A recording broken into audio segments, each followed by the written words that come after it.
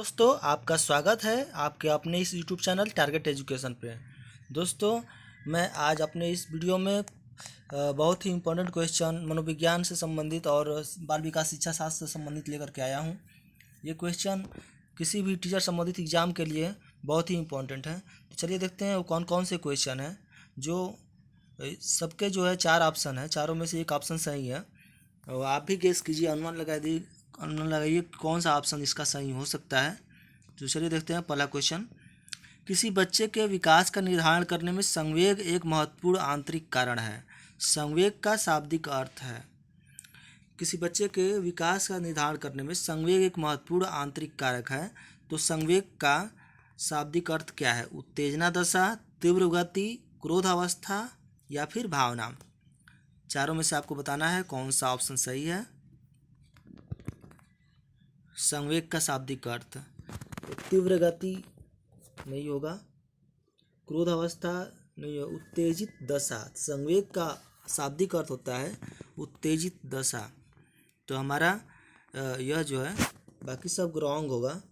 क्रोध अवस्था तो होता है लेकिन उत्तेजित दशा इसमें जो है, जैसे कि आप लोग जानते हैं सी टेट या फिर टेट जो भी एग्ज़ाम होते हैं उसमें ऐसे क्वेश्चन पूछे जाते हैं कि जो एक जैसे उसके आंसर लगते हैं, सबके आंसर जैसे लगता है सब कुछ सही है, लेकिन उसमें से करेक्ट जो होता है 100% करेक्ट जो होता है वही हमको बताना होता है। तो इसका सही ऑप्शन है फर्स्ट नंबर, उत्तेजित दशा। यह हमारा ऑप्शन सही है। चलिए देखते हैं अगला क्वेश्चन। निम्नलिखित में से कौन सा नियमित शिक्षा के अंतर्गत नहीं आता है? कौन सा नियमित शिक्षा के अंतर्गत नहीं आता है, आपको बताना है कौन सा नहीं आता है। स्कूल, पुस्तकालय, धर्म या फिर शिक्षण विधि। नियमित शिक्षा के अंतर्गत क्या नहीं आएगा? तो नियमित शिक्षा में स्कूल तो आता ही है, यह होगा। पुस्तकालय भी आता है, पुस्तकालय में बच्चे पढ़ते हैं। शिक्षण विधि भी आती है, शिक्षक उस विधि द्वारा पढ़ाते हैं। तो क्या नहीं आता है? तो यह नहीं आता है, यानी कि यह सब आता है नियमित शिक्षा के अंतर्गत। स्कूल, पुस्तकालय और शिक्षण विधि सब आएंगी और धर्म नहीं आएगा। तो हमारा ऑप्शन ये जो है सेकंड नंबर ऑप्शन हमारा सही होगा, धर्म। धर्म जो होता है किसी, जैसे मुस्लिम धर्म, ईसाई धर्म, बौद्ध धर्म, हिंदू धर्म, यह जो है धर्म यह अलग चीज़ है, यह शिक्षा के अंतर्गत नहीं आता है। और बाकी सब जो है स्कूल, पुस्तकालय और शिक्षण विधि शिक्षा के अंतर्गत आती है। अगला देखते हैं क्वेश्चन। चरित्र निर्माण को शिक्षा का एकमात्र उद्देश्य स्वीकार कर लेने से क्या हानियां हो सकती है? चरित्र निर्माण को ही शिक्षा का एकमात्र उद्देश्य स्वीकार कर लेने से क्या हानियां हो सकती है? देखिए इसमें 4 ऑप्शन है। व्यवहार कुशलता की अवहेलना होती है, जीविकोपार्जन में सहायता नहीं मिलती है, और व्यक्ति के सर्वांगीण विकास में अवहेलना हो सकती है, या फिर उपरोक्त सभी। तो दोस्तों केवल चरित्र निर्माण ही और शिक्षा का उद्देश्य होगा तो क्या क्या हो सकता है, तो इसमें से बताना है क्या हानियां हो सकती है। तो यह जो है व्यवहार कुशलता की अवहेलना, व्यवहारिक वातावरण में जो बच्चे सीखते हैं तो वह उसकी अवहेलना होगी, यानी कि उसकी अवमानना होगी। जीविकोपार्जन में सहायता नहीं मिलती है। जीविकोपार्जन में व्यवहारिक चीज़ें, जब तक हम प्रैक्टिकली चीज़ें नहीं करते हैं, उसको जीविकोपार्जन से संबंधित चीज़ें नहीं सीख पाएंगे, तब तक हमको जानते ही है कि हर चीज़ का अपना, जैसे मान लीजिए कि प्रैक्टिकली चीज़ें, आज प्रैक्टिकल का ज़माना, जब तक प्रैक्टिकली हम उसको करके नहीं सीखते हैं तब तक हमको उसको समझ में नहीं आता है और उसको अपने जीवन में नहीं उतार पाते हैं। तो व्यक्ति के सर्वांगीण विकास की अवहेलना हो सकती है। तो यानी कि यह तीनों सही होगा। अगर केवल चरित्र निर्माण को ही अगर शिक्षा का मात्र एक उद्देश्य माना जाए तो यह भी है, यह भी है, यह भी है, यानी कि हमारा चौथा नंबर ऑप्शन सही होगा, नंबर 4। यह जो है उपरोक्त सभी। तो चरित्र निर्माण की शिक्षा का एकमात्र उद्देश्य स्वीकार कर लेने से क्या हानियां हो सकती है? तो यह व्यवहार कुशलता की अवहेलना होगी, जीविकोपार्जन में सहायता नहीं मिलती है, व्यक्ति के सर्वांगीण विकास की अवहेलना हो सकती है। यह चारों ऑप्शन सही होगा, यानी कि ऑप्शन नंबर डी हमारा सही होगा यह। चलिए देखते हैं अगला क्वेश्चन।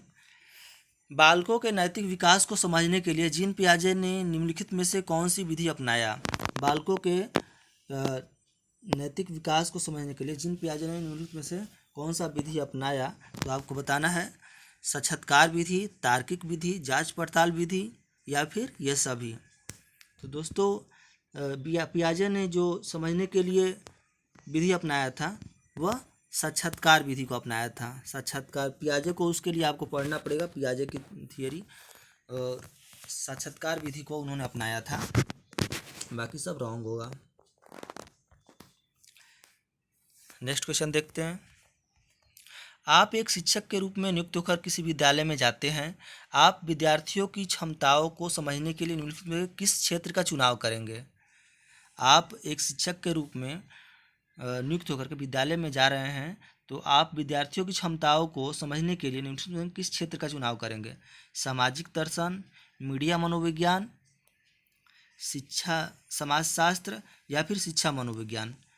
दोस्तों सामाजिक दर्शन तो इसमें से बेस्ट ऑप्शन हमको बताना है, तो सामाजिक दर्शन हमारा नहीं होगा, मीडिया मनोविज्ञान नहीं होगा, शिक्षा समाजशास्त्र भी नहीं होगा।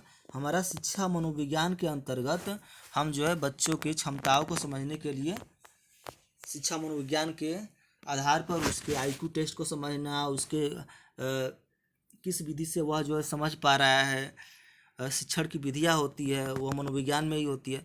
तो इस तरह से हम जो है शिक्षा मनोविज्ञान के अंतर्गत विद्यार्थियों के क्षमताओं को समझ सकते हैं कि वह किस क्षेत्र में पारंगत है बच्चा। नेक्स्ट क्वेश्चन देखते हैं। निम्नलिखित में से किसने नैतिक विकास की अवस्था के सिद्धांत का प्रतिपादन किया था। नैतिक विकास की अवस्था का प्रतिपादन किसने किया था, तो इसका ऑप्शन देखिए, जीन पियाजे, लॉरेंस कोहलबर्ग, फ्रायड या सीयर्स।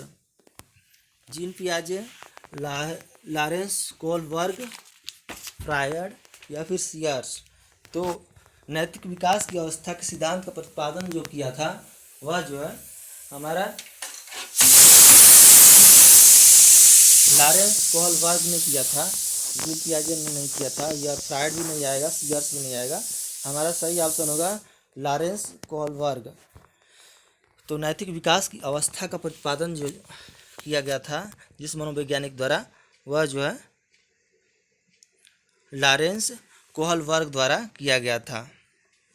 तो हमारा सेकंड नंबर ऑप्शन सही होगा। नेक्स्ट क्वेश्चन देखते हैं। बच्चों के विकास से संबंधित निर्माण एवं खोज का सिद्धांत निम्नलिखित में से किसने दिया था। बच्चों के विकास से संबंधित निर्माण एवं खोज का सिद्धांत निम्नलिखित में से किसने दिया था। तो स्किनर, रॉबर्ट या फिर जीन पियाजे या फिर वागेस्टोकी। तो आपको बता निर्माण एवं खोज का सिद्धांत जो है हमारा जीन पियाजे ने दिया था। यह जो है हमारा ऑप्शन सही होगा, ऑप्शन नंबर सी, जीन पियाजे। बच्चों के विकास से संबंधित निर्माण एवं खोज का सिद्धांत जो दिया था जीन पियाजे ने दिया था। यह ऑप्शन गलत होगा, यह भी गलत होगा, यह भी गलत होगा। इसके लिए आपको जीन पियाजे को पढ़ना होगा, स्टडी करना होगा उनके बारे में। तो जीन पियाजे इसका सही आंसर होगा। नेक्स्ट क्वेश्चन देखते हैं।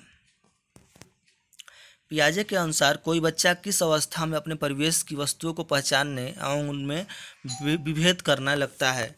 पियाजे के अनुसार कि कोई बच्चा किस अवस्था में अपने परिवेश के वस्तुओं को पहचानने एवं उनमें विभेद करने लगता है। इंद्रिय जनित अवस्था, पूर्व संक्रियात्मक अवस्था, मूर्त संक्रियात्मक अवस्था या फिर अमूर्त क्रियात्मक अवस्था। तो पियाजे के अनुसार यह जो है किस अवस्था में, इंद्रिय जनित अवस्था यानी कि संवेदीगामक अवस्था को इंद्रिय जनित अवस्था बोलते हैं। पूर्व संक्रियात्मक अवस्था मैंने आपको बताया था, पूर्व संक्रियात्मक अवस्था में 2 स्टेज होता है। वह जो है 2 स्टेज के अंतर्गत होता है। वह जो है यह जो है होता है पूर्व संप्रियात्मक अवस्था यानी कि प्री कॉन्सेप्चुअल स्टेज। अगला होता है वह अंतर्दर्शी चिंतन अवस्था। और मूर्त संक्रियात्मक अवस्था होता है जो 7 वर्ष की आयु से 12 वर्ष तक होता है, और यह 2 वर्ष तक होता है। इंद्रिय जनित अवस्था जो होती है वह 0 से 2 वर्ष तक होती है, 0 से 2 वर्ष तक होती है। और पूर्व संक्रियात्मक अवस्था 2 से 7 वर्ष तक होता है। और मूर्त संक्रियात्मक अवस्था 7 से 12 वर्ष तक होता है। और अमूर्त संक्रियात्मक अवस्था यह जो है 12 से समझ लीजिए 12 से 19 वर्ष या 20 वर्ष तक होता है। तो यानी कि पियाजे के अनुसार कोई बच्चा किस अवस्था में अपने परिवेश की वस्तुओं को पहचानने और उनमें विभेद करने लगता है, तो इसका ऑप्शन होगा हमारा पूर्व संक्रियात्मक अवस्था। पूर्व संक्रियात्मक अवस्था में बच्चा विभेद करने लगता है, यानी कि 2 से 7 वर्ष के आयु में यह जो है किसी वस्तुओं में विभेद करना स्टार्ट कर देता है, यानी अंतर करना सीख जाता है। तो पूर्व संक्रियात्मक अवस्था दो स्टेज माना जाता है। एक 2 से लेकर के 4 वर्ष तक यह जो है दो टाइप में होता है, 2 से 4 वर्ष और 4 से 7 वर्ष तक होता है। तो यानी कि यह 2 भागों में बांटा गया है। 2 से 4 वर्ष तक इसको जो है पूर्व संक्रियात्मक अवस्था बोलते हैं। अगला 4 से 7 वर्ष तक को अंतर्दर्शी चिंतन अवस्था। तो अंतर्दर्शी चिंतन अवस्था के अंतर्गत यानी कि 4 से 7 वर्ष तक के अंतर्गत जो होता है, 4 से 7 वर्ष में ही यह बच्चा सीख पाता है कि किस चीज़ों में अंतर करना, जोड़ घटाना गुणा भाग की क्रियाएं जो होती है इसमें जो है सीख जाता है, अंतर करना भी सीख जाता है। तो यानी कि हमारा पूर्व संक्रियात्मक अवस्था इसका सही आंसर होगा। दोस्तों मेरे इसी प्रकार के वीडियो को देखने के लिए मेरे चैनल को लाइक कीजिए, सब्सक्राइब कीजिए, अपने दोस्तों में शेयर कीजिए। और जो भी बीएड बीटीसी संबंधित एग्ज़ाम को देना चाहते हैं या फिर तैयारी कर रहे हैं टीचर संबंधित, या फिर बीएड बीटीसी में एडमिशन के लिए तैयारी कर रहे हैं, उसमें एंट्रेंस एग्ज़ाम से संबंधित भी क्वेश्चन में ये सब क्वेश्चन पूछे जाते हैं। तो इस तरह के क्वेश्चन को आप देखिए। आप मेरे चैनल को लाइक कीजिए, सब्सक्राइब कीजिए, दोस्तों में शेयर कीजिए। धन्यवाद।